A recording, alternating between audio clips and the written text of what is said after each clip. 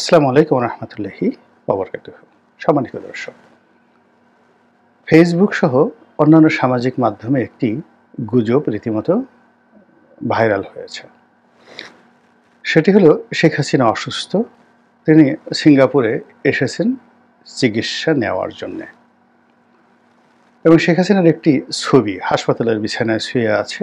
স্পষ্টত এটা বোঝা যায় যে এটি এআই দ্বারা তৈরি করা নকল ছবি। তো সেই ছবিকে কেন্দ্র করে বলার চেষ্টা করছে যে তিনি জীবন মৃত্যুর সন্ধিক্ষণে, এই প্রচার করে একদল লোক রীতিমতো আনন্দে উৎসবে মেতে উঠেছেন। অন্য যে গ্রুপটি তারা বলার চেষ্টা করছেন যে শেখ হাসিনা যে সিঙ্গাপুরে এসেছে, তিনি ভারতীয় পাসপোর্টে এসেছেন, এত খারাপ যে বাংলাদেশের নাগরিকত্ব ত্যাগ করে তিনি ভারতে গিয়ে ভারতের নাগরিকত্ব গ্রহণ করেছেন। এবং একটা গ্রুপ তো অনেক আগের থেকেই তার বিরুদ্ধে প্রচারণা চালাচ্ছে যে শেখ হাসিনা এখন আর মুসলমান নেই, তিনি হিন্দু হয়ে গেছেন। তো এই প্রচারণাটা এত বেশি মাত্রায় চলছে এবং যেটার অ্যাগেনস্টে এখনো পর্যন্ত আওয়ামী লীগের কোনো দায়িত্ববান ব্যক্তি কোনো বক্তব্য দেননি। এবং আমি আজকের এই দিনে যে ভিডিওটি করছি, অর্থাৎ এই গুজব শুরু হওয়ার পর থেকে আমরা শেখ হাসিনার পক্ষ থেকে কোনো অডিও বার্তা শুনিনি।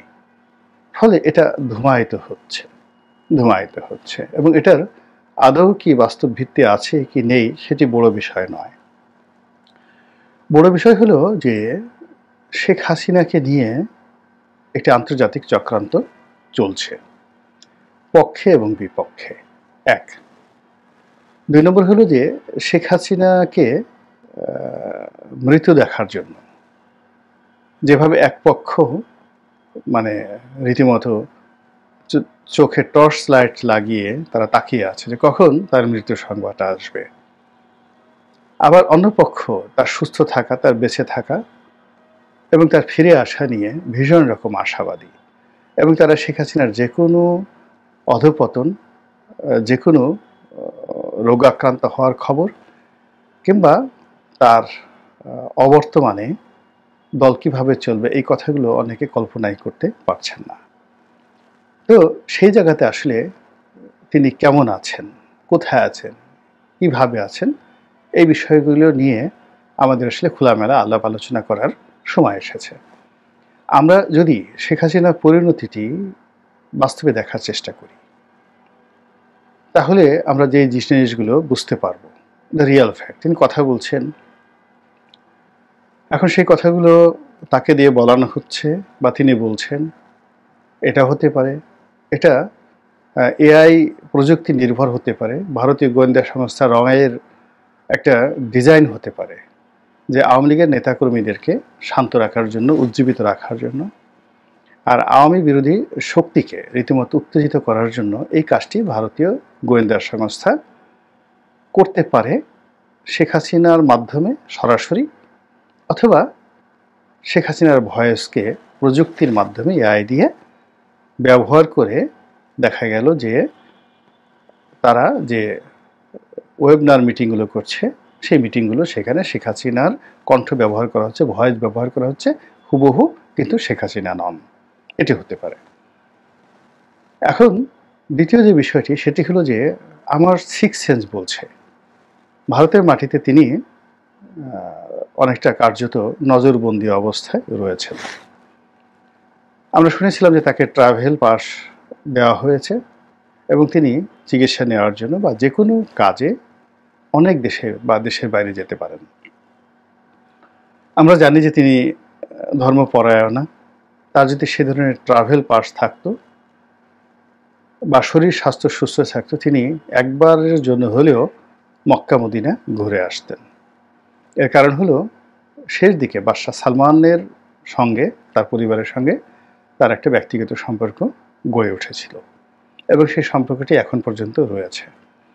এবং আপনারা জানেন যে বাংলাদেশে বাদশাহ সালমানের পুত্র মোহাম্মদ বিন সালমান, তিনি শেখ হাসিনার জামানাতে সরাসরি বাংলাদেশে আসার জন্য একটা প্ল্যান করেছিলেন এবং এটা হতো একটা ঐতিহাসিক সফর।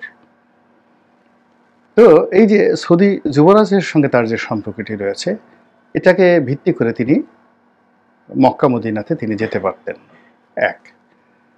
২ নম্বর হলো যে তিনি যদি ফ্রি থাকতেন তাহলে আমরা পুতুলের অনেক ভিডিও দেখি, WS এর অনেক ভিডিও দেখি, এমনকি তিনি যে জিম করেন, কথা বলেন, সেগুলো আমরা দেখি। কিন্তু তার মায়ের সঙ্গে তার একটা স্টিল ছবি আমরা আগস্ট মাসে ৫ তারিখ পরে আর দেখিনি।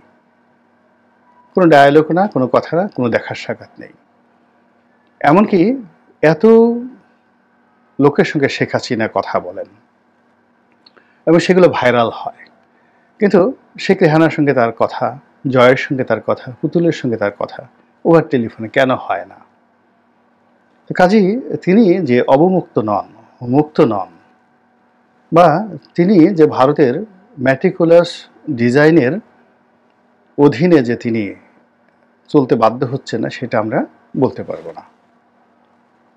আর আমার ব্যক্তিগত যে আশঙ্কা, সে আশঙ্কাটি হলো যে শেখ হাসিনা পরিপূর্ণভাবে তার ক্ষমতাকালীন সময় ভারতের নিয়ন্ত্রণে ছিলেন না। তিনি মনে করতেন যে তিনি বঙ্গবন্ধু কন্যা, তিনি মনে করতেন তার বাবাই স্বাধীনতার অবিসংবাদিত নেতা, আওয়ামী লীগ না হলে, তার বাবা না হলে বাংলাদেশের স্বাধীনতা আসতো না, এবং তার মনের মধ্যে একটা এলিট ভাব ছিল। অন্যদিকে ভারতের যারা উত্তর পাড়ার লোক, কিংবা যেটাকে সাউথ ব্লকের লোক বলা হয়, দক্ষিণ ব্লকের লোক বলা হয়, তারা সবাই মনে করতেন যে ভারতের রাজনৈতিক সিদ্ধান্ত এবং মিলিটারি হস্তক্ষেপ ছাড়া বাংলাদেশ কখনো স্বাধীনতা লাভ করতে পারত না, আওয়ামী লীগের অস্তিত্ব থাকতো না। এবং তারা এও মনে করতেন যে তারা সেই 2009 থেকে একেবারে সেই শেষ দিন পর্যন্ত তারাই শেখ হাসিনাকে টিকিয়ে রেখেছে, এবং এখন শেখ হাসিনাকে আশ্রয় দিয়ে তারা বোঝানোর চেষ্টা করছে যে ভারত ছাড়া আওয়ামী লীগের কোনো গত্যন্তর নেই। কিন্তু শেখ হাসিনা এই জিনিসটি মানতে চাইতেন না। তিনি নিজের পায়ে দাঁড়াতে চাইতেন, তিনি অবাধ্য হতে চাইতেন, তিনি বাঙালির জাতীয়তাবোধ দেখাতে চাইতেন। এমনকি নরেন্দ্র মোদীকে অস্বীকার করে তুড়ি মেরে তিনি পশ্চিমবঙ্গের সঙ্গে সম্পর্ক রেখে মমতা ব্যানার্জির সাথে বন্ধুত্ব করে তিনি বাংলা, বিহার, উড়িষ্যার নবাব সিরাজউদ্দৌলার মতো করে একটি রাজনৈতিক প্রভুত্ব, বা মুর্শিদকুলি খানের মতো, আলিবর্দী খানের মতো একটি রাজনৈতিক প্রভুত্ব তিনি অর্জন করার চেষ্টা করেছিলেন। ফলে তার জামানাতে বাংলাদেশের পাশাপাশি আসামের সঙ্গে তার সম্পর্ক ভালো ছিল, মানে পশ্চিমবঙ্গের পাশাপাশি আসামের সঙ্গে তার ভালো সম্পর্ক ছিল, ত্রিপুরার সঙ্গে তার ভালো সম্পর্ক ছিল, বিহারের মুখ্যমন্ত্রীর সঙ্গে তার ভালো সম্পর্ক ছিল, যেটি জনাব নরেন্দ্র মোদী এবং জনাব অমিত শাহ তারা ভালোভাবে নেননি। ফলে শেখ হাসিনাকে একটা শিক্ষা দেওয়ার দরকার ছিল তাদের, তারা সুযোগ খুঁজেছে এবং সেই সুযোগটি এখন তারা পেয়ে গেছে। ফলে শেখ হাসিনাকে দুর্বল করা, মানসিকভাবে, শারীরিকভাবে, খাদ্য দ্বারা, ওষুধপত্র দ্বারা, বিষ দ্বারা, তারপরে পরিবেশ দ্বারা, প্রতিবেশ দ্বারা, এটি রাজনীতির অনেক পুরনো কৌশল। মুঘল আমল থেকে, তারও আগের থেকে এরকম অবাধ্য বড় বড় শাসকদেরকে ধরে এনে দিল্লিতে নজরবন্দি করে রাখা হতো। অনেক সময় গোয়ালিয়র দুর্গে, বিখ্যাত কুখ্যাত গোয়ালিয়র দুর্গে তাদেরকে বছর পর বছর আটকে রাখা হতো এবং তাদেরকে সেই মানসিকভাবে অসুস্থ বানিয়ে দিল্লির মানে অনুগত করতে বাধ্য করা হতো, অথবা তাদেরকে ধরাধাম থেকে তারা ওই জেলখানাতেই মরে যেতেন। কৌশলগত কারণে দিল্লি তাদেরকে মৃত্যুদণ্ড দিতে পারেননি। এটা সমগ্র ভারতবর্ষে, যেমন শিবাজি রাওকে গ্রেপ্তার করে অনেক দিন আওরঙ্গজেব আটকে রেখেছিলেন, তিনি তাকে মৃত্যুদণ্ড দিতে পারতেন, কিন্তু এটা হিন্দুইজম, হিন্দু কমিউনিটির উপর ভীষণ রকম একটা, দেখতে বলা হয়, নেতিবাচক প্রতিক্রিয়া তৈরি হতো। তো এই কারণে শিবাজিকে জামাই আদরে তিনি বন্দি করে রাখতে বাধ্য হয়েছিলেন আগ্রার দুর্গে।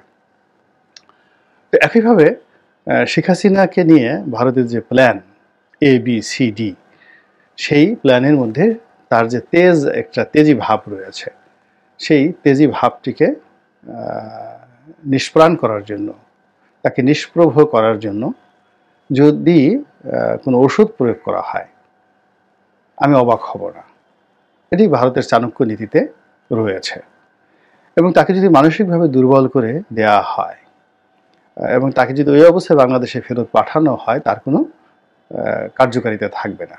আপনি চিন্তা করুন যে জেলে যাওয়ার আগে শেখ হাসিনার জমানাতে জেলে যাওয়ার আগে বেগম জিয়ার যে শক্তিমত্তা, তার যে সাহস, তার যে কথা বলার দৃঢ়তা, তার যে রাগ, তার যে ক্রোধ, সব মিলিয়ে তিনি এক অনন্যা রমণী ছিলেন। জেল থেকে বের হওয়ার পর আপনি দেখেছেন যে কিভাবে নিশ্চুপ হয়ে গেছে। এই হলো জেল। এখন যে কাজ শেখ হাসিনা করেছেন তার সবগুলোই কড়ায় গণ্ডায় প্রকৃতি তাকে ফেরত দেবে।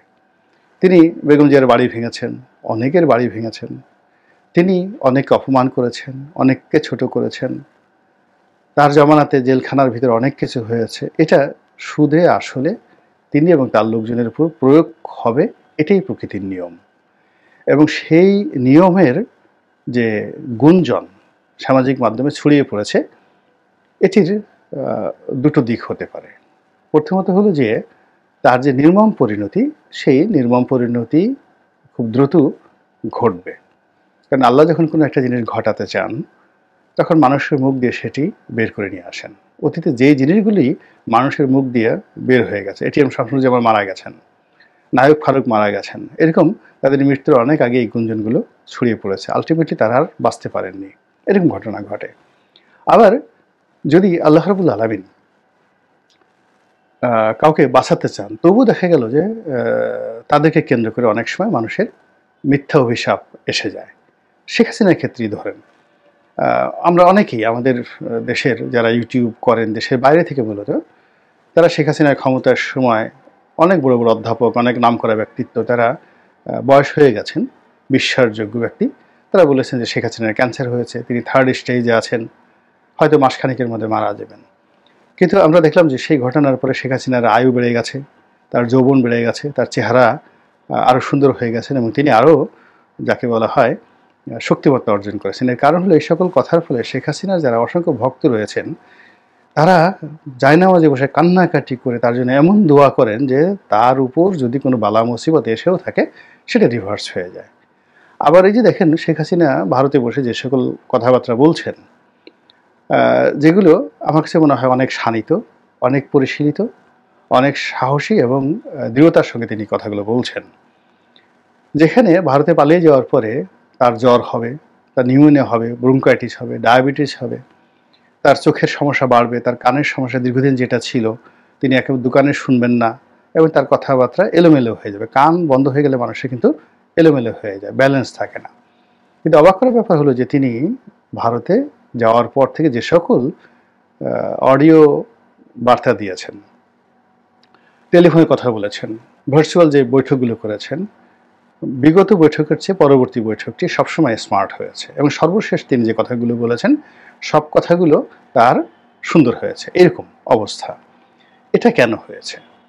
এটা কেন হয়েছে? এর কারণ হলো যে শেখ হাসিনার জন্য তার যারা আপনজন, যাদের জীবন মরণ সমস্যায় পড়েছে, এরকম লক্ষ লক্ষ কোটি কোটি মানুষ দোয়া করছে।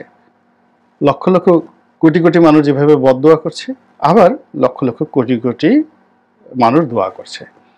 এই দোয়া এবং বদদোয়া ঝুলতে থাকে, আসমানে ঝুলতে থাকে এবং এইগুলোর কারণে মারেফতের জগতে অনেক সিদ্ধান্ত বাস্তবায়িত হয়ে যায়। অনেক অলি আল্লাহ ডাকাতে পরিণত হয়ে যান, অনেক ডাকাত অলি আল্লাহ হয়ে যান এই মানুষের দোয়ার কারণে। এখন এই যে শেখ হাসিনাকে নিয়ে যে গুজব হচ্ছে, সেই গুজবে ভালো হতে পারে, যেটা আমি বললাম, মন্দ হতে পারে। প্রকৃতিতে এই ঘটনা ঘটছে এবং এটারই একটা ইঙ্গিত। আর যখনই কোনো একজন মানুষকে নিয়ে এভাবে আলোচনা হয়, সমালোচনা হয়, যেমন আমি এই যে এখন ইউটিউবে আলোচনা করছি, বাংলাদেশে শেখ হাসিনা সম্পর্কে কথা শোনার জন্য দর্শকরা রয়েছেন, তার মঙ্গলার্থী রয়েছেন, শুভার্থী রয়েছেন, একই সঙ্গে তার মৃত্যু সংবাদ শোনার জন্য উদ্গ্রীব লোক সংখ্যা রয়েছেন বলেই তো আমরা কথা বলছি। ইট মিনস তিনি এখনও মূল্যহীন হয়ে পড়েননি। আল্লাহ আমাদের সবাইকে হেদায়েত দান করুন এবং হেফাজত করুন। আসসালামু আলাইকুম ওয়া রাহমাতুল্লাহি ওয়া বারাকাতুহু।